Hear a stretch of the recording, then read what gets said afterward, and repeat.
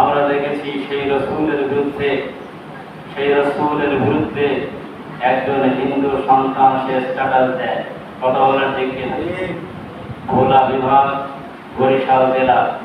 আপনারা দেখেছেন যে রসুলের বিরুদ্ধে কটূক্তি করার কারণে, রসুলের বিরুদ্ধে অবৈধ কথা বলার কারণে এক শ্রেণীর তাওহীদপন্থী ইসলামপন্থী মুসলমান তারা তাওহীদি জনতা মাঠে নেমেছিল, আন্দোলন করেছিল। কথা বলেন ঠিক কিনা?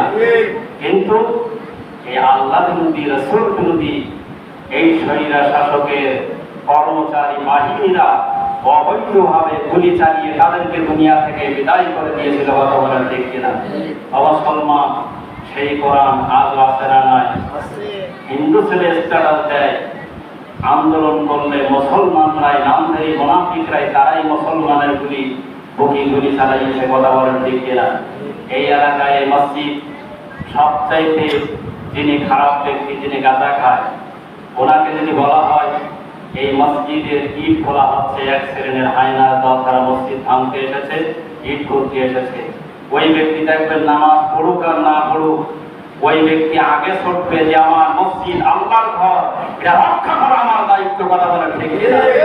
সম্মানিত মুসলমান ভাইরা, একজন গাঁজাখোর হয়ে, হিরোইনখোর হয়ে যদি আল্লাহর ঘরে আঘাত হলে কলিজায় আঘাত থাকতে পারে, 90% মুসলমানদের দেশে যখন আল্লাহ রসুলের বিরুদ্ধে কথা বলা হয় তখন আমরা এক শ্রেণীর মুসলমান রয়েছি যে প্রতিবাদ পর্যন্ত করি না। কথা বলেন ঠিক কিনা? যে মুসলমানের পরে, যে রসুলের পরে কথা বললে কলিজায় রক্তকরণ হয় না, আঘাত লাগে না, ওই মুসলমানিত্ব আর তার থাকতে পারে না। যদি মুসলমানের শরীরে বিস্ফোরণ না হয়, যদি রসুলের বিরুদ্ধে কথা বললে কলিজায় আঘাত না লাগে, আল্লাহর বিরুদ্ধে কথা বলতে যদি আঘাত না লাগে, বুঝতে হবে এই ব্যক্তি মুসলমান হতে পারে না। 100% এর শরীরের পরে বাথরুম নির্মাণ করা দরকার। কথা বলা ঠিক না? যার শরীরে বিস্ফোরণ হয় না সে কিসের মুসলমান? কথা বলা ঠিক কিনা?